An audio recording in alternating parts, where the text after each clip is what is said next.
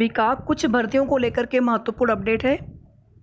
सबसे पहले आज के डेली न्यूज़पेपर के माध्यम से देख लेते हैं कुछ अपडेट। बिहार शिक्षक भर्ती में जिसमें 1 से 5, 9 से 10, 11 से 12 के लिए आवेदन चल रहे हैं और ये आवेदन की जो लास्ट डेट थी पहले 15 जुलाई थी, उसको भी बढ़ाया गया था डेट को, और इसके बाद ये डेट फिर से बढ़ा करके 19 जुलाई कर दी गई है और लेट फीस के साथ 22 जुलाई तक भी आवेदन कर सकते हैं। अब तक 8,18,000 के आसपास रजिस्ट्रेशन हो चुका है। 2 पाली में होगी परीक्षा और यहाँ पे आप सभी देख सकते हैं प्राथमिक के लिए इंटरमीडिएट, साथ में सीटेट या टेट, बीएड या डीएलएड होना चाहिए। बीएड या डीएलएड अपीयरिंग वाले भी मान्य हैं। अदर स्टेट वाले अनारक्षित में ही आएंगे और सीटेट में 90 अंक होना चाहिए। आरक्षण में लाभ केवल बिहार के अस्थायी निवासियों को मिलेगा।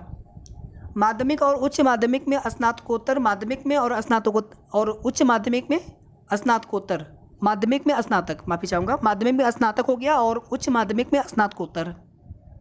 माध्यमिक के लिए यस टेट 1 जो कि बिहार सरकार करवाती है, 2019 के बाद से हुआ नहीं, और उच्च माध्यमिक के लिए यस टेट 2 होता है। इसके अलावा बीएड होना चाहिए, तब जाकर के आप इन भर्तियों के लिए एलिजिबल होंगे।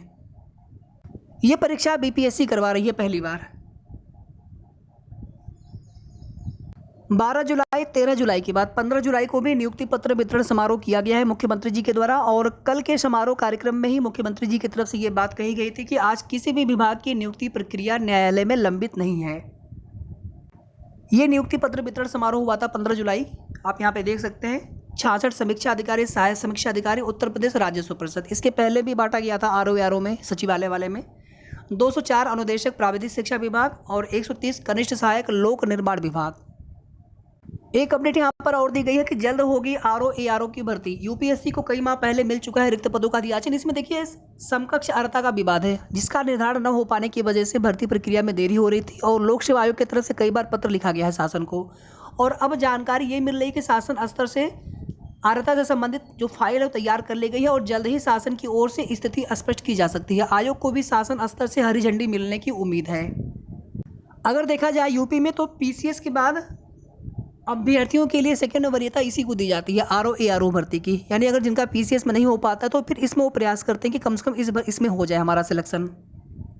कल एक नोटिस आई थी यूपी SSC से जूनियर असिस्टेंट 1262 वैकेंसी के लिए। इसके पहले भी नोटिस आई थी पीईटी शॉर्टलिस्टिंग की, कट ऑफ की, एग्जाम पैटर्न को लेकर के, सिलेबस को लेकर के, और ये नोटिस है टाइपिंग को लेकर के। टाइपिंग में कोई बदलाव नहीं हुआ है।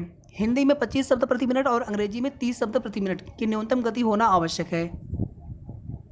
इस बार एकेडमिक के नंबर नहीं जोड़े जाएंगे, एकेडमिक समाप्त हो चुका है। ये नोटिस कल की डेट में ही आ गई थी यूपी SSC से। इसके बाद यूपी में नई प्राथमिक शिक्षक भर्ती की मांग को लेकर के अभ्यर्थी आज 10 बजे से ट्विटर कैंपेन कर रहे हैं कि नया आयोग बने, प्राथमिक शिक्षक भर्ती का विज्ञापन आए। इसके बाद आप देखेंगे नेशनल टेस्टिंग एजेंसी की तरफ से संयुक्त विश्वविद्यालय प्रवेश परीक्षा CUET UG 2023 का परिणाम घोषित कर दिया गया है। बाकी की अपडेट अगर आपको देखना हो न्यूज़ तो आप देख लीजिएगा। यहाँ पे आप देखेंगे ये कल के नियुक्ति पत्र वितरण समारोह कार्यक्रम में ही मुख्यमंत्री जी की तरफ से बोला गया था कि यूपी में 36 लाख करोड़ के निवेश से बनेंगे अवसर और 1 करोड़ युवाओं को रोजगार मिलेगा।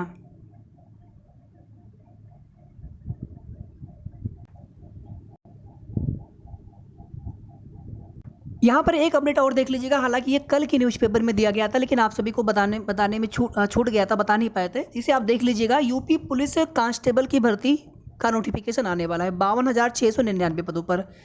एसआई की भी के पदों पर भर्ती का विज्ञापन आएगा, जेल वार्डर के भी व अन्य पदों पर। इसमें आयु सीमा में छूट की मांग की जा रही है और इसको लेकर के मुख्यमंत्री जी से प्रत्यक्ष मुलाकात करके आयु सीमा में छूट का मुद्दा रखा गया है। यानी कि मामला अब मुख्यमंत्री जी के संज्ञान में जा चुका है। नोटिफिकेशन अभी आया नहीं है, तो अभी भी पूरी उम्मीद है कि आयु सीमा में छूट दी जा सकती है, क्योंकि इसमें यह बोला गया है कि पुरानी भर्ती कब आई थी, उसके बाद से कोई भर्ती आई नहीं। कोरोना काल से कोई भी सिपाही भर्ती नहीं हो सकी थी, जिस कारण लाखों प्रतिभागी पुलिस भर्ती हेतु अधिकतम आयु सीमा को पार कर चुके हैं। युवाओं ने कोरोना काल को लेकर आगामी पुलिस भर्ती में आयु सीमा बढ़ाए जाने की मांग की है। तैयारी आप सभी करते रहिए, बाकी जैसे भी अपडेट मिलेगी आगे की आप सभी को बता दिया जाएगा। इसके बाद देखिए यूपी SSC से नए नोटिफिकेशन में, यानी विज्ञापन में आप कह लीजिए, नोटिफिकेशन में पहला नोटिफिकेशन आपको पीईटी 2023 का देखने को मिलने वाला है और ये नोटिफिकेशन कल से स्टार्ट हो रहे हैं। इसी सप्ताह में आपको देखने को मिल सकता है, जो सप्ताह कल से स्टार्ट होगा। और हो सकता है अगर थोड़ा बहुत अगर समय लगा तो नेक्स्ट वीक में जल्दी ही देखने को मिल जाएगा, यानी अधिकतम आप 6-7 दिन मान करके चलें। बाकी उम्मीद है कि जल्दी आ जाएगा, थर्सडे फ्राइडे तक। अब आप सभी जानते हैं कि साल में 3-4 महीने या उससे भी ज़्यादा या कम समय थोड़ा बहुत मान सकते हैं आप लोग कि पीईटी कराने में ही आयोग का समय चला जाता है। बाकी की भर्तियां जो उम्मीद लग रही थी कि भर्तियों में तेज़ी आएगी, अभी भी पेट 2021 से सभी भर्तियां पूरी नहीं हो पाई हैं। इवन यहाँ तक कि एग्ज़ाम कराया जाना है, मुख्य सेविका है, ITI अनुदेशक है, जिन भर्तियों के एग्ज़ाम हो चुके हैं उनकी आगे की प्रक्रिया होनी है, रिजल्ट DB आदि होना है, वो भी नहीं हो पा रहा है। पेट 2022 से अभी केवल विज्ञापन आ रहे हैं। अभी तो पेट 2021 वाले जो भर्ती है उनका एग्जाम कराया जाएगा, उसके बाद फिर पेट 2022 से जो भर्ती आ रही है उनके एग्जाम होंगे। यानी कुल मिलाकर के जैसे पहले भर्तियों में देरी होती चली जा रही थी, ऐसे जब पेट 2024 आएगा, 25 आएगा तो ये भर्तियां फिर इसी तरह से पिछड़ती चली जाएंगी। तो फिर पेट कराने का क्या उचित है? फिलहाल में साथियों पेट के नोटिफिकेशन को लेकर के आपको यहाँ पर जानकारी देना था। तैयारी आप सभी करते रहिए, क्योंकि आप सभी जानते हैं कि अच्छा स्कोर करने वाले अभ्यर्थी ही किसी भी भर्ती के लिए एलिजिबल हो सकते हैं या फिर सभी भर्तियों के लिए एलिजिबल हो सकते हैं। पेट 2021 और 22 की तरह 23 के लिए भी आप सभी के लिए फ्री ऑफ कॉस्ट निःशुल्क क्लासेस चलती रहेंगी लगातार, उन्हें आप जरूर देखते रहिएगा। और तैयारी आप सभी स्टार्ट कर दें अभी से। पिछली बार जून जुलाई में आवेदन लिया गया था और अक्टूबर में परीक्षा हुई थी, और इस बार उम्मीद है कि जुलाई अगस्त में आवेदन लिए जा सकते हैं। तो उसी तरह से आप मान के चल सकते हैं कि नवंबर तक इसका एग्ज़ाम करवाया जा सकता है, नवंबर दिसंबर तक। और इसके बाद भी कई भर्तियों के विज्ञापन आने हैं, जिसमें जिन भर्तियों के विज्ञापन आने की पूरी संभावना है या फिर विज्ञापन वो आएंगे ही आएंगे, उसमें जूनियर असिस्टेंट के लगभग 3000 प्लस पद रहेंगे, 3300-3400 के आसपास। AGTA का विज्ञापन आना है, लेकिन इसमें समय लग रहा है। इसके अलावा फार्मासिस्ट भर्ती है, इसका भी विज्ञापन आना है। इसके अलावा जूनियर इंजीनियर है, लोअर PCS है, स्टेनो के भी एक भर्ती का विज्ञापन आना था। नई सहायक सांख्यिकी अधिकारी की भर्ती का विज्ञापन हो या फिर वन रक्षक, तो भर्तियों की कई विज्ञापनों की मांग की जा रही है। अभी आप देखेंगे कि परसों की न्यूज़पेपर में दिया गया था कि कई भर्तियां ऐसी हैं जिनमें कई सालों से कोई भी नए भर्ती का विज्ञापन देखने को नहीं मिला है। अब देखना ये होगा कि किन किन भर्तियों के विज्ञापन आ पाते हैं पेट 2022 से, क्योंकि उसके बाद फिर लगभग 3-4 महीने के बाद तो फिर पेट 2023 पर ही सभी का फोकस हो जाएगा। हालांकि भर्तियों के विज्ञापन तो आते रहेंगे, लेकिन कहीं ना कहीं परीक्षाएं नहीं हो पाती हैं फिर उस दौरान। और अभी भी पुरानी भर्तियों में कुछ भर्तियां अभी भी पूरी तरह से कंप्लीट नहीं हो पाई हैं। JEE 2016 में आप सभी जानते हैं कि प्रोविजनल की DB होना है। JEE 2018 भर्ती में भी आगे रिजल्ट आकर के आगे DB होना है। मंडी परिषद की एक पुरानी भर्ती है 2018 की।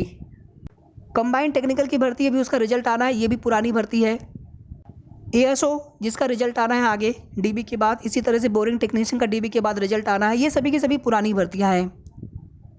एक इंटरव्यू भी होना है, आप सभी जानते हैं। तो इसी तरह से अभी भी कई पुरानी भर्तियां अभी अटकी पड़ी हैं। देखिए कितनी भर्तियां इस वर्ष तक पूरी हो पाती हैं और किन किन भर्तियों के विज्ञापन पेट 2022 से आ पाते हैं। बाकी आप लोग पेट 2023 की तैयारी स्टार्ट कर दें और साथ में अन्य भर्तियों की भी तैयारी जरूर करते रहें। वीडियो को आप सभी लाइक और शेयर कर दिया करें, लाइक आप सभी कर दिया करें। और अगर आपने अभी तक चैनल को सब्सक्राइब न किया हो तो सब्सक्राइब भी कर लीजिएगा, ताकि जो भी आगे की सही और ऑथेंटिक अपडेट हो आप सभी को समय समय पर हमारे चैनल के माध्यम से मिलती रहे। धन्यवाद।